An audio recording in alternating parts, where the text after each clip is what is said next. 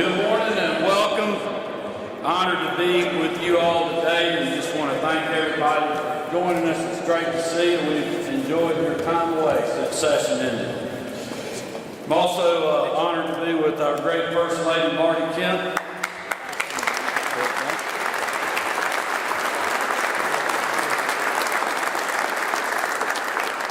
And we're both very thankful for the great legislative partners that you see beside me and behind me, and certainly want to acknowledge our Lieutenant Governor Burt Jones.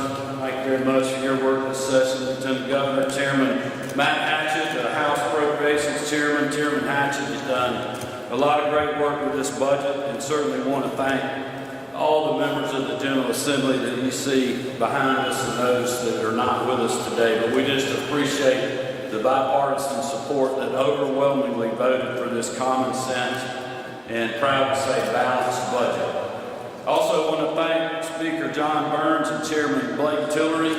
Obviously Speaker Burns was a great partner in this process, and Chairman Tillery of the House Appropriations Committee couldn't be with us today. He had a family commitment, but I was texting with him earlier and thanked him for his work on the budget. And I know Speaker Burns is out of town, but we had several days last week where we were on the road together, working with some of our federal partners, but also signed a lot of legislative bills down on the coast, and I just appreciate his partnership so much. I want to thank our constitutional officers who are with us today that are great partners in our business environment, making government work every day in our state, safeguarding taxpayer money and keeping our government lean and efficient.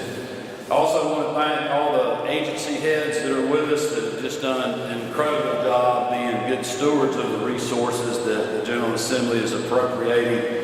And also just want to acknowledge OPD Director Rick Dunn and his team, as well as the House and Senate budget staff. They did a great job this year. Thank y'all.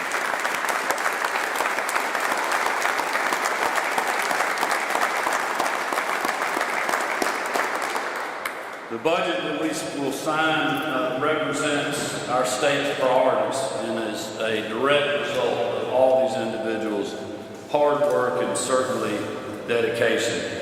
Today I'll sign the budget for fiscal year 2026, a budget that makes important investments to meet the needs of our growing state without growing government or adding to our long-term liabilities. It represents an impact across so many different areas of our state, including investments in education, public safety, healthcare, infrastructure, and much, much more. Through this budget, we're again fully funding our schools. We're also committing over $300 million additional dollars for enrollment and expense growth for our K-12 education. Almost $50 million to promote our students' mental health and well-being. $13 million in new funding to improve literacy for our elementary students. $267 million to fund higher education growth at the university and technical college systems, furthering their ability to provide the workforce that we need to meet the demand that we have. $20 million to replace 227 school buses. Over $141 million to fund the Promise Scholarship Program, delivering on the promise we made last year to students and families who deserve an education that is right for them. We're also working to promote the health and well-being of all Georgians, with $257 million additional dollars in support for Medicaid and Peach Care for Kids expense and enrollment growth. Just in case anyone out there continues to try to tell people we are not spending more on Medicaid every single year. $10 million for significant capital repairs at our state hospitals. Over $5 million for salary enhancements for social service eligibility caseworkers, which is building on previous pay raises for these critical employees. Over $4.5 million to improve maternal health. In fiscal year 2026, we're also building on our past work to make Georgia safer, to keep our communities and businesses secure, and to take criminals off the streets. This budget includes $200 million for the Department of Corrections to increase corrections officer salaries and number of positions, to increase salaries of non-security staff, and to meet other operational needs that will make our prisons safer. This was a priority both for my administration, but also the leaders in the legislature, and I am proud that we work together to deliver these results. Other key investments in public safety within the budget include over $1.7 million $1.7 million for additional positions in technology at the GBI crime labs across the state, over $1 million for 2 crime scene technical leaders and 3 digital forensic investigators, $1 million for a gang case management system and gang enforcement efforts statewide, over $268,000 for Attorney General Chris Carr to expand the gang prosecution unit in the Savannah region, and over $748,000 to expand the human trafficking prosecution unit to the Macon and Augusta regions, and over $421,000 to improve operations of the 24/7 hotline to report human trafficking and serve victims through the CJCC, a measure that was championed by our First Lady Marty Kemp. Last but not least, this budget makes considerable investments in infrastructure statewide, an important factor in keeping us the best place for business and opportunity. With $290 million in additional funding going toward transportation projects and $715 million going to capital projects, including some for K-12 schools, we are using funds we have had from years of growth to build stronger communities and encourage further investments and success. I am especially proud we're doing so for the 2nd straight year with cash, meaning 2 straight years that we have not added any new debt. That brings our state's debt service to revenue ratio to the lowest in state history.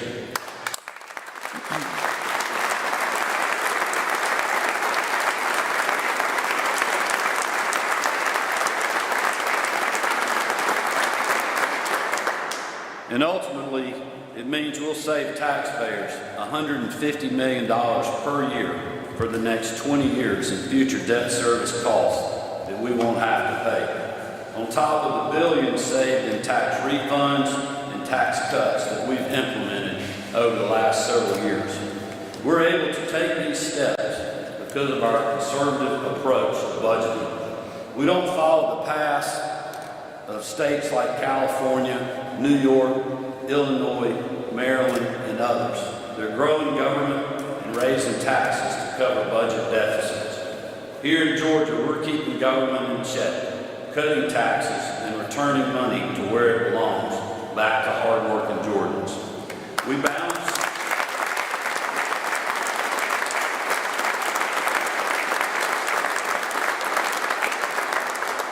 We balance our budgets and encourage economic growth statewide without growing government.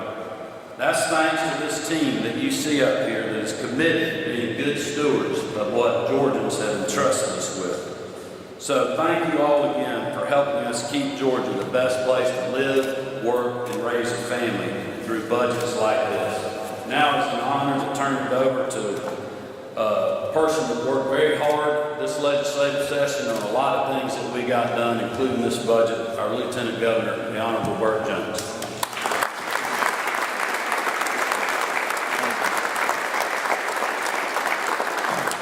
Good morning, and number one, I want to thank the governor. Thank you, Governor Kemp, for all your leadership during this process. It goes without saying that in order to get anything done, it always takes strong leadership. And as we continue to grow as a state, our budget continues to grow. I think we have done a fantastic job of approaching it with a common sense approach, a very conservative approach.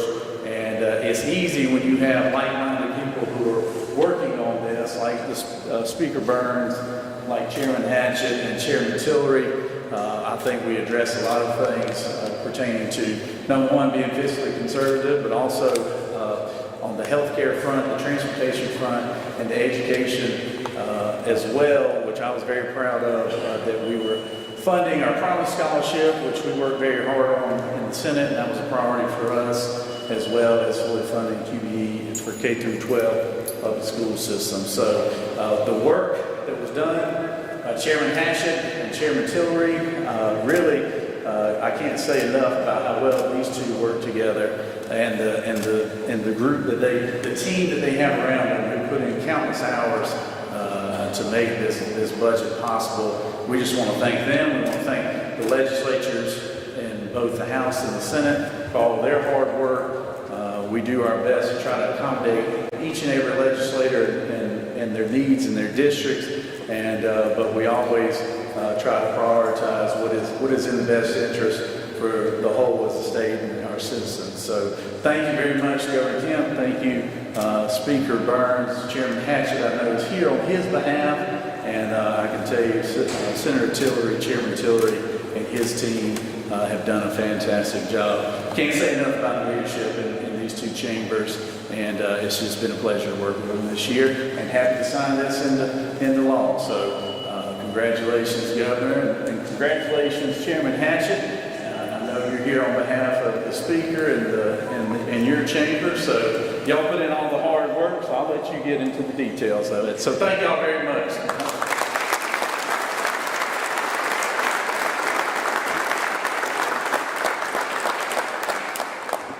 Well, good morning. On behalf of Speaker Burns and the entire House of Representatives, y'all get ready for this.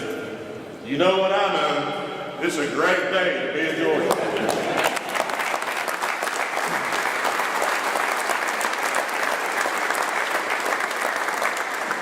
We're incredibly proud to celebrate yet another year of passing historic tax cuts and returning over $1 billion back to hardworking Georgians, all while making strategic, fiscally responsible investments in the areas that matter most to keep our state in the best place to live, work, and raise a family.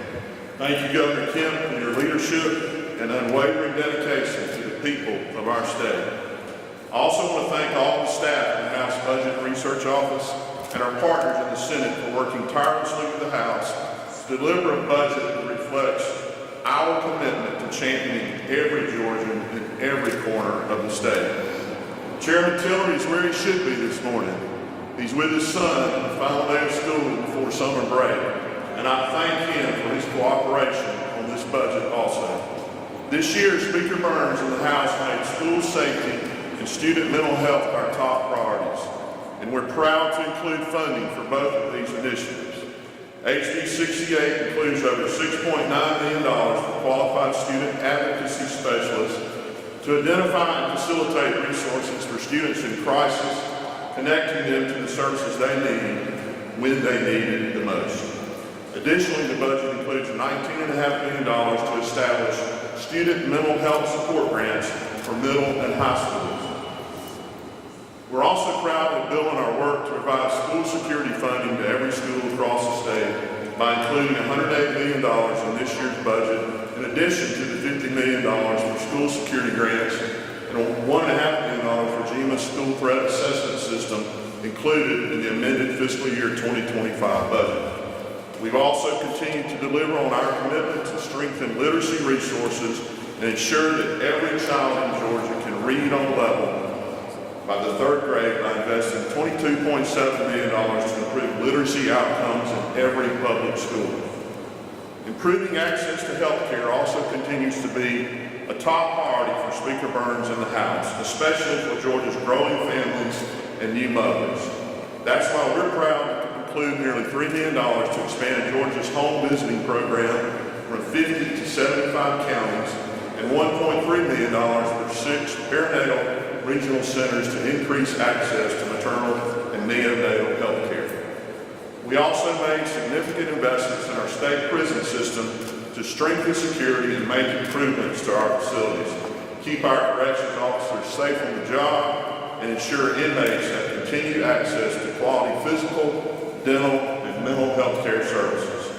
Last year, Speaker Burns announced the creation of a special subcommittee on appropriations on state prisons.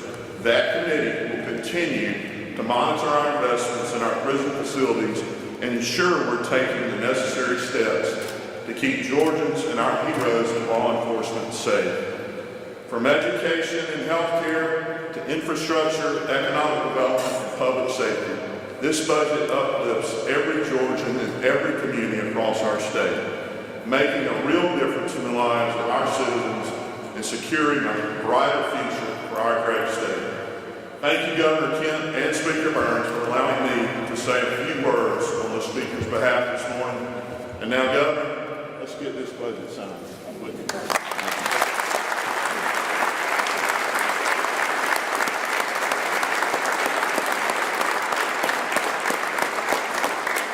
All right, great remarks, Chairman Hatchett. Thank you for that. Lieutenant Governor Jones, thank you again for your leadership. The rest of the House and Senate leadership that is here, the members and the executive branch agencies, just thank y'all so much for all that you have done to make us have a great legislative session. And I think this budget just even furthers that sentiment. So that will move to the table. We'll get the First Lady up here and we'll sign this budget. Thank y'all very much.